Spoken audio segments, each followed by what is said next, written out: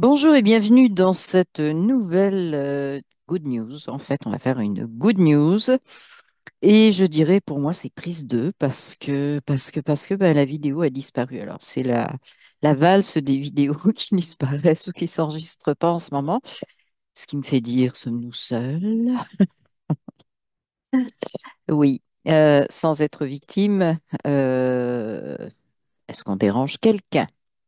Pourquoi? Parce que je parlais d'IA. Voilà. Bien, avant d'y venir, je veux vous remercier dans votre dernière vidéo, dans la dernière vidéo, d'abord de vos inscriptions sur la nouvelle chaîne de HRE. J'ai vu que vous étiez nombreux à venir écouter nos vidéos. Ça me fait très plaisir. J'espère que vous y trouvez des réponses, des ouvertures, des... Voilà, on va faire aussi sur cette chaîne des vidéos plus explicatives de ce qu'est vraiment la HRE. Je répète, HRE, c'est pour nous, hein, c'est hypnose régressive évolutive, et non pas ésotérique, mais évolutive. On suit l'évolution, voilà. Donc, on va faire des vidéos d'explication, peut-être même un webinaire à un moment donné pour répondre aux questions, etc. Donc, c'est ce qui est en marche actuellement. Qu'est-ce que je voulais vous dire? Vous remercier, oui, de vos pouces, de vos partages, de vos commentaires et vous remercier chaleureusement les personnes qui m'ont fait des dons. Ça m'aide beaucoup et je vous remercie de votre soutien. Et donc, on va parler d'IA. Le truc qui fait peur en ce moment. Bon, alors, il y a eu peur du coco, il y a eu peur, bon, on nous a fait coco, transgenre, climat. Enfin, j'en passe et des meilleurs parce que ça n'arrête pas, ça roule tout le temps. Donc, en ce moment, c'est peur de l'IA. Vous dire si c'est une fantaisie encore de je vais vous faire peur ou si c'est quelque chose qui va durer, moi, je mettrais un peu ça, disons, à l'échelle de changement climatique. C'est-à-dire que ça a quand même duré un bon bout de temps. On a quand même pris des mesures assez drastiques qui ont dérangé beaucoup de personnes. Donc, je dirais que je mettrais ça un petit peu sur ce range-là, plus long que Coco, bien qu'il y en a qui croient encore à Coco. Hein, ça, j'y peux rien. Mais voilà, bah, je pense pas que vous y croyez encore, ou si vous y avez jamais cru. Bref, donc, l'IA, je vais passer deux ou trois infos qui vont peut-être permettre de comprendre un petit peu où je veux en venir. Alors, on a Elon. Ah, ça, c'est incontournable, hein. Elon et l'IA, on ne pouvait pas s'en passer. Donc, il y a le côté très positif, très encourageant de l'IA pour faire le ménage des dépenses indues dans le gouvernement, etc. Bon, moi, ça me fait, alors, très franchement, rire. Parce que déjà, un logiciel sur un ordinateur, créer un logiciel, bon, euh, bah, c'est de l'IA. Et donc, de l'IA, il y en a depuis longtemps, depuis que vous avez vos ordinateurs, bref, depuis longtemps. Hein? Les trucs des algorithmes, je sais parce que avant de faire mes études infirmières, j'ai fait des études de mathématiques appliquées. Et donc, on faisait déjà des algorithmes, plus des algorithmes, plus des algorithmes, plus comment on pouvait. Donc, tenez-vous bien, c'était dans les années mi-70. Donc, comment on pouvait euh, mettre des algorithmes sur les tests de pièges et les tests d'intelligence des enfants. Et ben, on avait trouvé la solution et on arrivait à faire des algorithmes avec les tests pour les enfants. Donc, c'est pas nouveau. Ça tourne autour du pot. À l'époque, je ne me rendais pas compte de où ça s'en allait. Je trouvais juste ce truc très, très, très, très lourd de faire des algorithmes tout le temps, mais c'est en marche depuis longtemps. C'est en préparation depuis longtemps. Bon, alors, comme le reste, hein, je n'ai pas continué sur cette voie-là, vous le savez. Cette fois, ça n'a pas été une alerte, mais ça a été comme je m'ennuie. Voilà. Donc, c'est juste en passant pour vous dire que c'est vraiment pas une nouveauté, que ça tourne autour du pot depuis très longtemps. Et quand moi, je me suis inscrite à la fac pour faire donc des mathématiques appliquées, premièrement, je ne pensais pas que ça irait vers ça. Je ne pensais pas non plus on allait mettre des tests psychologiques en algorithme donc voilà. Euh, ce que je veux dire aussi, c'est que si c'était enseigné à l'université, c'est que le plan n'était pas tout nouveau, tout beau. Je viens de sortir. Donc, par contre, personne ne nous disait où ça s'en allait. Maintenant, je le sais.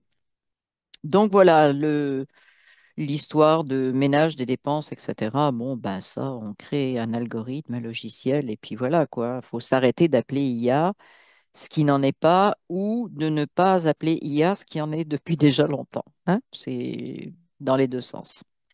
C'est juste qu'il ne faut pas être étonné en disant c'est nouveau, ça vient de sortir, c'est ça qui va se passer. Maintenant, deuxième partie d'Elon, c'est la fameuse Starbase. Alors, 4 km², je ne sais plus dans quel état des États-Unis, il me semble que c'est la Louisiane. Euh, un truc hyper techno, etc. Donc, à chaque fois qu'on nous le représente, on nous met un petit robot, hein, parce que ça, dès qu'on parle d'IA, on pense pas trop à ce qu'il y a sur notre ordinateur ou notre smartphone. On voit tout de suite un robot, ce qui est une erreur. OK? Parce que c'est loin d'être uniquement ça, même si ça inclut ça. Donc, la Starbase d'Elon semble inquiéter, mais vraiment stresser un certain nombre de personnes qui en parlent et qui donc vont s'amuser à stresser les autres, hein, en disant mais ça y est, c'est ça, c'est inéluctable, c'est incontournable, c'est en marche. Mais 4 km², excusez-moi, sur toute la planète, il n'y a rien qui m'oblige à aller sur ces 4 km². Quand on voit un petit peu le concept, est-ce qu'on va étendre ça à la totalité des villes, des campagnes et de tout ce qu'on veut? Ben, je vous dirais franchement, pour l'instant, absolument pas. Euh, je dirais même à long terme, pas du tout. Hein. Donc, pour moi, c'est ça, il faut sortir de cette peur de la Starbase. Ben, ils font leur petit joujou quelque part. Un petit peu comme, bon, bah, c'est une base au grand jour, mais on a vécu pendant toutes ces années et on vit encore avec des bases secrètes un petit peu partout, avec un sous-sol où il y a des choses éventuellement très bizarres et questionnantes, avec des tunnels, éventuellement des trucs qui circulent à l'intérieur.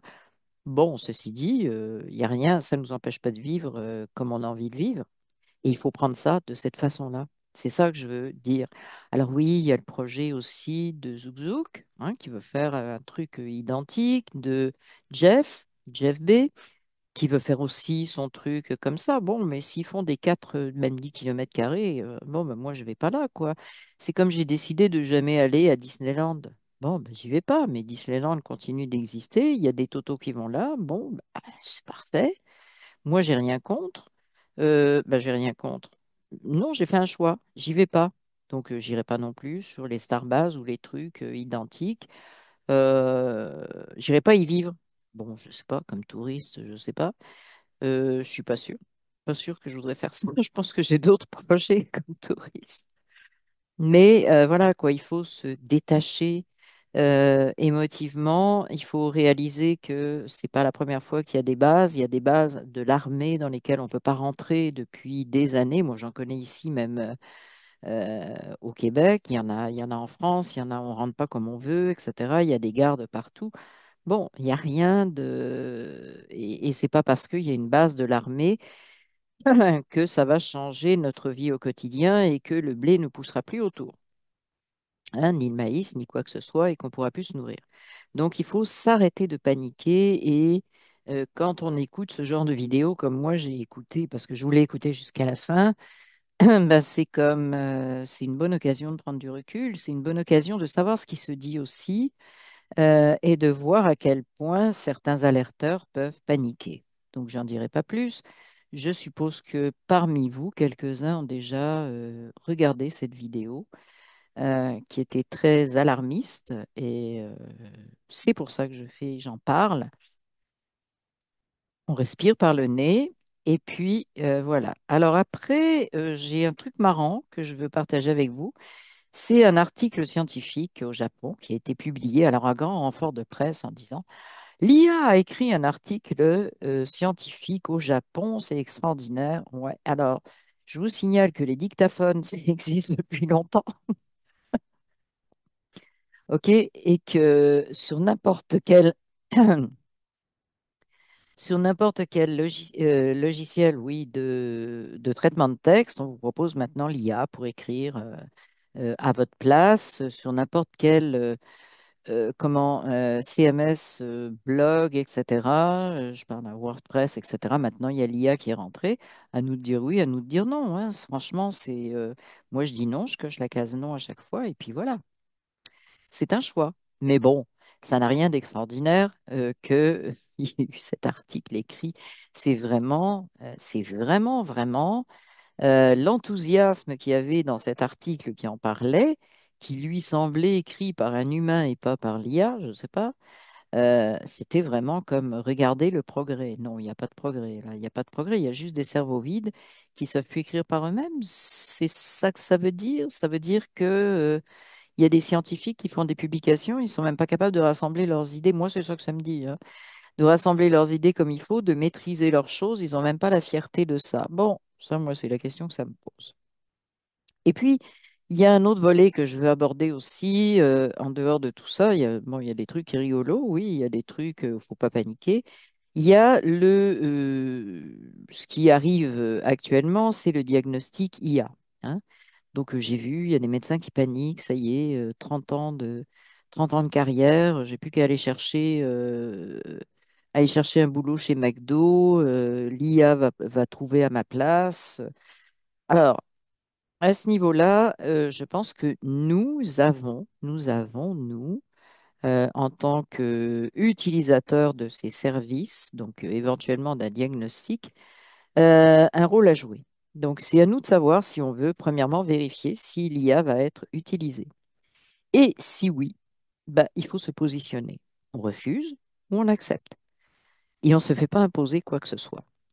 Donc, moi, je sais que si on est une grande majorité à refuser, ils ne pourront pas s'en servir, hein. Ils vont perdre leurs clients parce qu'il ne faut pas oublier quand même que la médecine, c'est aussi un business, c'est un commerce. Et plus de clients, plus de revenus, hein. On est dans un monde où financièrement, il faut quand même qu'il y ait quelque chose qui alimente la machine. Donc, refus, refus, refus, refus. Non, je vais trouver quelqu'un d'autre qui ne travaille pas comme ça. Bah, à un moment donné, c'est nous qui avons le pouvoir entre nos mains, comme la plupart du temps, hein. On dit oui, on dit non.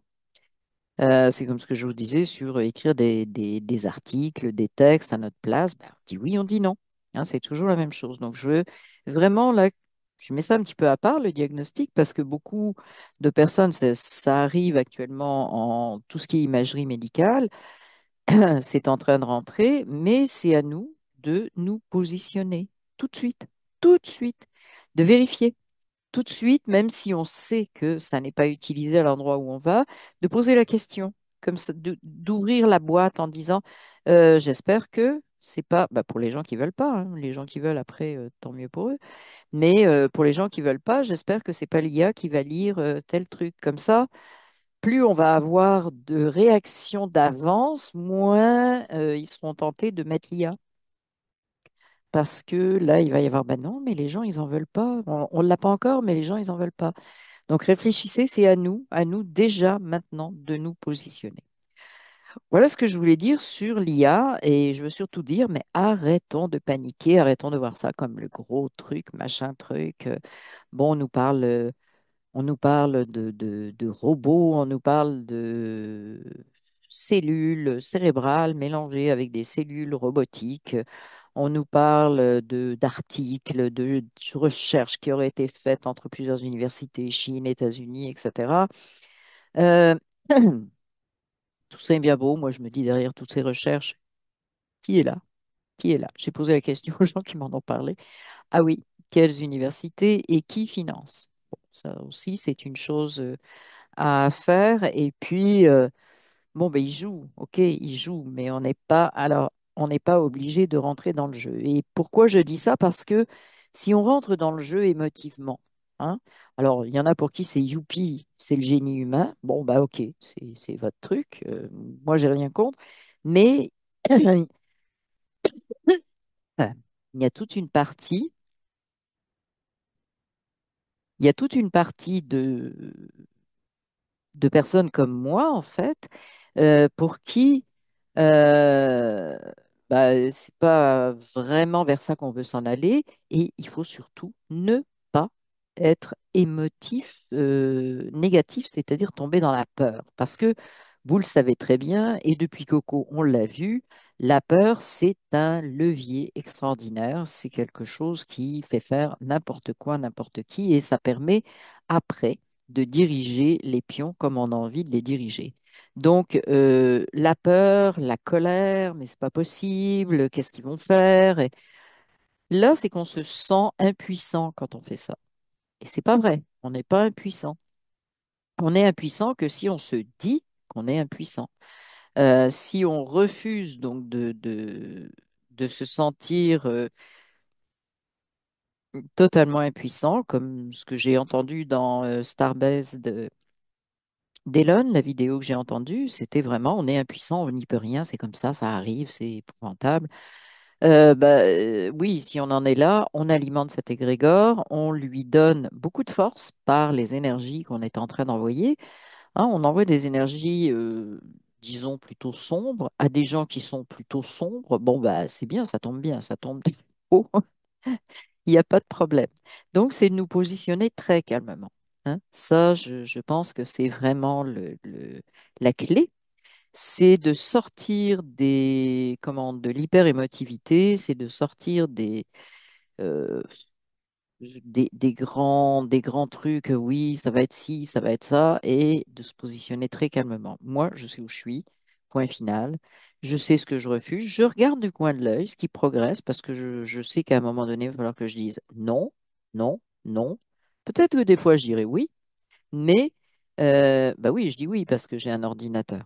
Alors, mais il y a des limites et je mets mes limites. Et je vous propose donc la même chose sans passion. Sans passion parce que sinon, on alimente des égrégores qui ne sont pas souhaitables. Voilà pour l'IA. Maintenant, on va parler de nouvelles qui me font plaisir, c'est-à-dire les nouvelles de RK Junior. J'ai dit Robert K. Junior. Vous savez de qui je parle. Donc, il y a plusieurs choses qui se passent à ce niveau-là. On sait que bon, c'est lui qui est responsable de la santé dans l'administration d'IT. Donc, actuellement, ils sont sur la malbouffe, les pesticides, les écrans. Et dans l'article que j'ai lu, c'est marrant, c'est ah oui, mais ils en viennent à être anti-vac. Ah ouais, non, mais anti-ARNM, moi, j'ai pas de souci avec ça. Parce qu'on est en train voilà, de transformer tout de cette façon-là.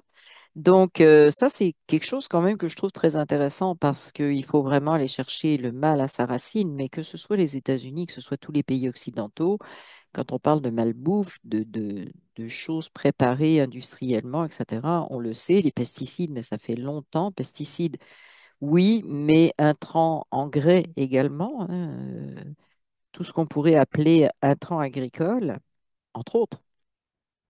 Les écrans, c'est intéressant parce qu'ils parlent des ondes, effectivement, et de l'effet des ondes, entre autres sur euh, les cancers potentiels. Donc, on parle au cerveau, on parle de mettre dans la poche, donc pour les femmes au niveau des seins, et après dans les poches de pantalon, hommes-femmes, ben, on parle des organes reproducteurs, ovaires et testicules chez les hommes. Donc oui, c'est une alerte que je trouve intéressante parce que ça fait longtemps que les compagnies de téléphonie se dégagent des éventuels problèmes dus à leur téléphone. Hein. Si vous lisez bien le contrat, c'est écrit depuis très longtemps. Ça fait au moins 20 ans que c'est écrit dans les contrats.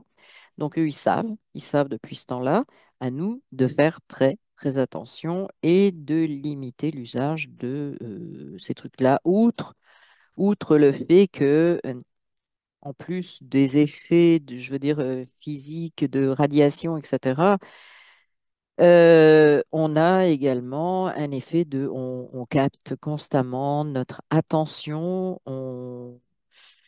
on arrive à centrer les gens sur ce qu'on veut, hein. C'est l'effet média bah, qui maintenant passe par le téléphone, l'effet distraction, toujours chatter au lieu de parler, etc. Et puis, on s'aperçoit que silence on tourne, je reste avec moi-même et j'apprends à être bien avec moi. Et bien, quand on a un téléphone et qu'on est accro, c'est pas forcément le chemin pour y arriver. Voilà ce que je voulais dire à ce niveau-là, au niveau des écrans.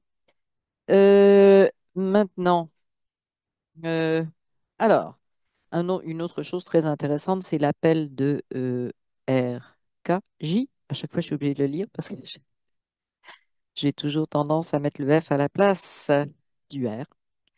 Euh, donc, l'appel euh, aux pays de la planète. On sait que les US ont quitté l'OMS, ne financent plus l'OMS, et il y a un appel très récent, il date de 2, 3 jours, à créer une nouvelle, comment, un nouveau groupe de coopération. C'est même pas une agence en fait, c'est une nouvelle coopération mondiale, évidemment pour gérer des problèmes qui pourraient arriver au niveau mondial, mais en disant que l'OMS est devenu quelque chose de politisé, qui est un outil, alors un outil, on sait de quoi, hein.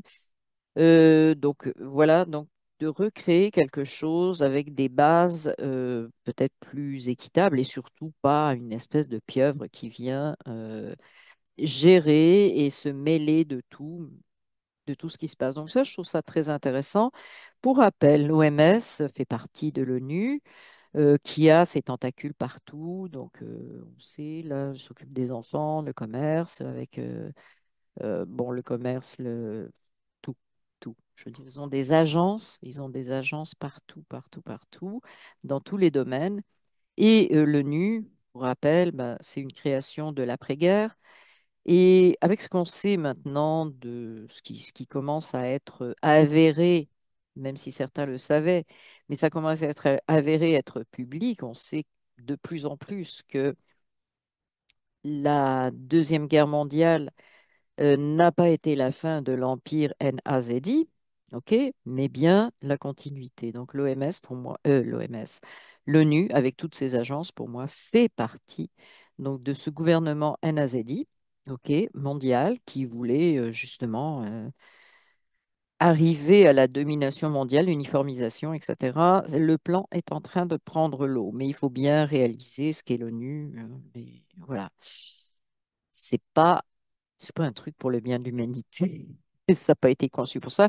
Et ce que j'ai trouvé intéressant dans le discours de RK Junior, hein, c'est que bah, il laisse entendre que oui, c'est pas tout à fait clean et même c'est pas du tout clean l'OMS et qu'il faut vraiment chercher une autre solution. Donc ça, c'est très intéressant. Vous savez aussi comme tout le monde le sait maintenant, que la FDA, il y a eu du ménage dans la FDA, hein. C'est-à-dire qu'il y a eu des scientifiques qui ont été mis à la porte. Bon, on sait qu'il y a eu beaucoup de travail sur les gains de fonction, coco, etc. Donc, il y en a qui ont pris la porte. Je pense que c'est 40 ou 50 facilement. À la tête, ça a été changé aussi, hein, les responsables. Et donc, la FDA, la nouvelle FDA, on va dire, c'est FDA, Food and... En tout cas, c'est l'administration qui gère la santé, l'équivalent du ministère de la Santé en France. Donc, la nouvelle FDA demande à Pfizer et Moderna de mettre à jour les effets secondaires des vacs à ARNM, pas coco seulement, tous les vacs ARNM, en insistant sur le fait qu'il faut absolument prévenir qu'il y a des conséquences cardiaques chez les ados et les jeunes hommes particulièrement.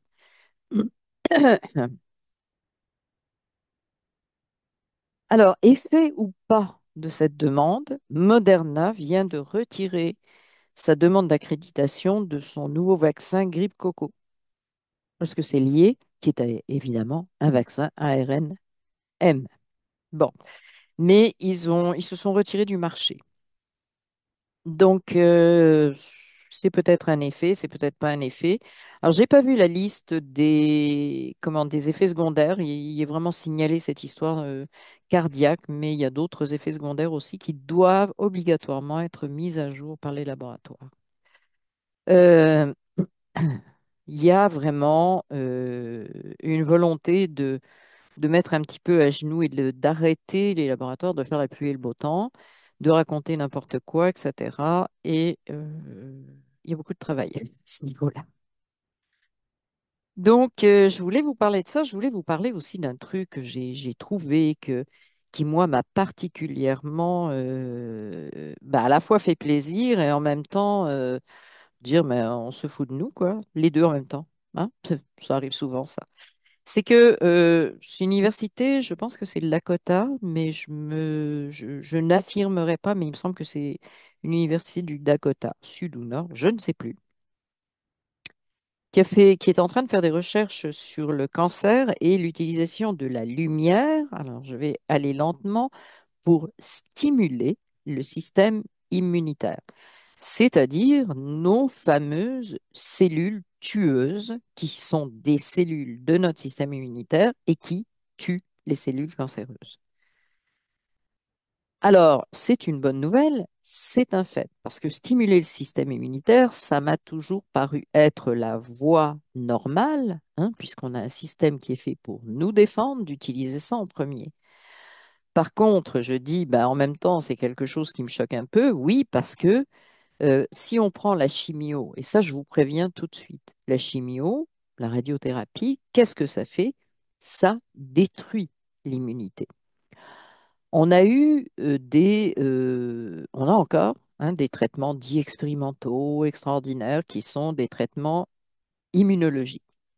Alors, le croquignol de cette histoire de traitement immunologique, c'est que pour faire ces traitements, on détruit complètement le système immunitaire, hein. Même chose que quand on fait des greffes de moelle osseuse, etc. On met tout à plat et ils repartent leur propre système avec leurs propres injections, etc. Donc, on détruit le système immunitaire, on détruit toute la capacité en disant, mais vous n'êtes pas capable. Et c'est grave aussi parce que ça dit, votre corps n'est pas capable, il n'y a que la pseudoscience qui va être capable de vous injecter, etc. Donc, cette recherche dont je vous parle sur la lumière est très intéressante parce qu'il s'agit simplement de stimuler ce qu'on a à l'intérieur de nous. Et pour moi, c'est une voie quand même relativement nouvelle au niveau universitaire qui est en train de s'ouvrir. C'est pour ça que je voulais le noter.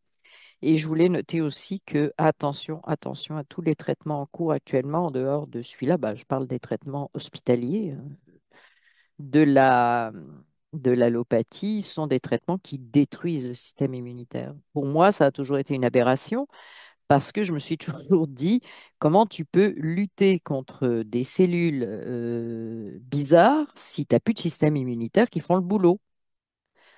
Ça paraissait, mais j'avais l'air d'une idiote hein, quand je te posais cette question-là. Par contre, je savais que j'en étais pas une. C'était, c'est complètement, c'est hallucinant comme façon de voir les choses. On tue, puis après, on dit, oh, ben mon Dieu. Oui, enfin bon, c'est même pas la peine d'en parler. Il faut juste savoir que c'est comme ça que ça fonctionne. Ça fout le système immunitaire à plat, et c'est le système immunitaire qui peut lutter contre ces cellules, qui peut les détruire. Donc voilà quoi, ça va à l'envers. Je voulais vous parler de ça. J'aurais plein de choses à dire. Donc le ménage qui se fait dans l'armée US. Alors évidemment, je parle beaucoup d'US parce que les choses partent de là. Mais il y a du ménage qui se fait dans l'armée. Il y a des tractations pour la guéguerre NAZI dans les pays de l'Est, en Ukraine, UKR, on va dire. Donc, il y a des tractations, ça semble avancer pour en arriver à une solution. Qu'est-ce qu'il y a d'autre que je ne développerai pas? Il y a du ménage qui se fait aussi au niveau de toutes les agences à 3 lettres, des fois 4 lettres, des fois, je ne sais pas, aux USA. L'armée, je l'ai dit aussi, la justice, etc. Il y a beaucoup, beaucoup de ménage qui se fait à l'interne. Euh, alors, Beaucoup de gens diront oui, mais ça ne concerne que les USA. Faut pas croire que cette pieuvre-là, parce que c'est une pieuvre, euh, n'est que au-dessus des États-Unis. En fait, c'est quelque chose de mondial. Je parle du monde occidental particulièrement et des pays qui adhèrent, comme bon, il y a des pays asiatiques aussi qui sont vraiment sur le, bien que chez eux la culture, ça soit plus mixte que chez nous, mais c'est une pieuvre, hein, qui essaie de s'étendre partout, qui a essayé, hein, un poulpi qui a essayé d'englober tout le monde. Donc, si on coupe les pattes d'une pieuvre à un endroit, c'est évident que premièrement, elle réagit, donc elle essaye de s'ancrer un peu plus ailleurs, mais par contre, plus on lui coupe de pattes, plus elle s'approche de la mort. Il faut bien savoir ça, et qu'elle va lâcher prise aussi de l'autre côté de l'océan. Voilà. Donc, c'était peut-être la seule façon de faire, je ne sais pas, je ne m'étendrai pas là-dessus, mais c'est au moins une façon de faire, une façon, voilà, de changer un peu les choses. Et je dis bien changer un peu, hein, je ne dis pas, voilà. C'est d'améliorer, améliorer, avoir des nouvelles donnes et surtout surveiller ce qui est en train de se passer, surveiller parce que c'est très vite fait les dérives en fait. Et je ne suis pas une aficionados de ben oui, mais ça va être la solution miracle, etc. Pas du tout. Il y a des choses il y a du ménage qui se fait, c'est très intéressant. Euh, mais bon, il faut faire attention à ne pas se faire repiéger. Bien, je parlais maintenant de... bah, finalement, c'est le nom de ma chaîne, Éveil et Souveraineté. Et je voudrais parler de ce fameux éveil, éveil, non éveillé, etc. C'est les trucs qui commencent à fatiguer moi, mais beaucoup de personnes aussi. Parce que d'abord, je dirais quelque chose, qui suis-je pour juger des autres? J'aime pas tellement le jugement. C'est qu'à force de dire il y a les éveillés, les non éveillés, etc., on est dans le jugement complet, donc on n'est vraiment pas dans la bonne énergie, hein. Je ne ferai pas de commentaires, mais vous le savez pour les gens qui travaillent là-dessus. Ce que je veux dire aussi, c'est que il faut se détacher, à mon sens, de l'éveil. C'est un travail spirituel, c'est voilà, on va progresser si on travaille pas sur soi, etc. Parce qu'on tombe dans quoi? Ben, on tombe dans une espèce de dogme religieux. Il faut pratiquer ceci, donc des méditations, des machins, des trucs. Faut parler de telle façon, faut pas dire telle chose, faut pas avoir telle émotion. Des il faut. Alors dès qu'on tombe dans les il faut ceci, il faut cela. On n'est pas sur le bon chemin, on est dans l'autocontrainte et je dirais qu'on est en train à ce moment-là de recréer quelque chose sur un schéma qu'on connaît bien, le schéma qui a été emprunté par la religion, on va le dire comme ça, qui est un schéma très dogmatique, hein, donc avec des obligations, des choses qu'on doit faire pour arriver à telle chose qui est le paradis, hein, paraît-il. Donc là, c'est l'évolution en conscience, paraît-il. Alors que si on y réfléchit bien, qu'est-ce que c'est la conscience? Intégrer notre propre conscience, être conscient. Alors à certains moments plus, à d'autres moments moins, et ça, bah, finalement, on est des humains. Mais il y a une chose aussi qui me dérange dans cet éveil et dans cette façon d'être en conscience, c'est l'espèce euh, de béatitude, d'admiration, ma conscience, et je la critiquerai pas et tout. Non, ma conscience, elle sait rien du monde incarné, elle sait rien de la densité. Elle m'a envoyé ici, hein, je vais vous dire mon point de vue, parce qu'elle a envie que je fasse l'expérience pour lui renvoyer des infos de cette expérience. Ouais. Ben, quand elle me fout dans la merde ici, c'est beau, là, je lui renvoie les expériences, mais je lui renvoie mon commentaire avec. OK? C'est-à-dire qu'il y a des choses sur lesquelles il faudrait peut-être être un petit peu plus cohérent, hein, voire un petit peu plus. Et c'est moi qui fais les choix ici. Ok, c'est moi qui sais.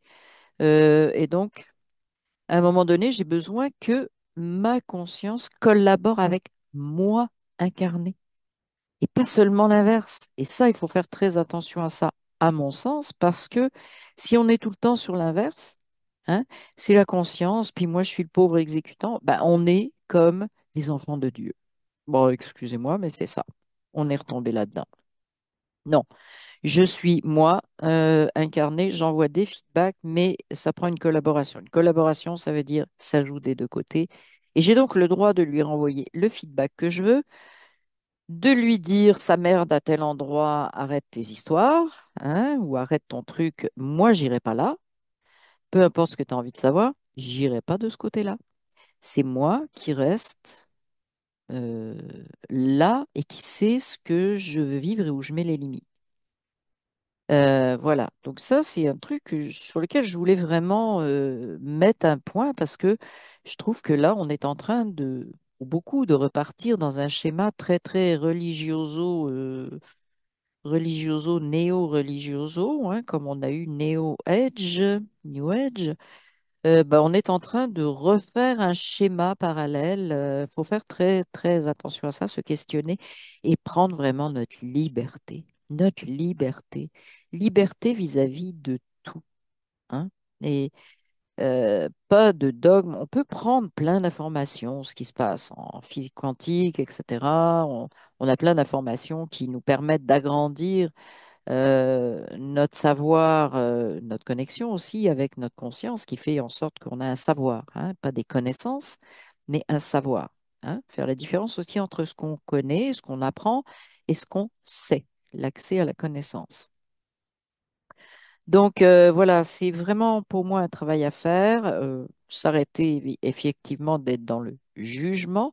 Sinon, on est encore bon, aussi dans le schéma néo-religioso où il y a ceux qui sont pieux, il y a ceux qui ne le sont pas, il y a ceux qui sont pratiquants, ceux qui ne le sont pas, ceux qui méritent le paradis, ceux qui vont en enfer. Bon, enfin bref, quoi. On ne change pas du tout de façon de penser. Voilà ce que je voulais dire à ce niveau-là. Maintenant, je veux, même s'il y aura des explications sur la chaîne Conscience Connectée, donc qui est ma chaîne de HRE, je veux tout de suite apporter une explication parce que j'ai eu des questions.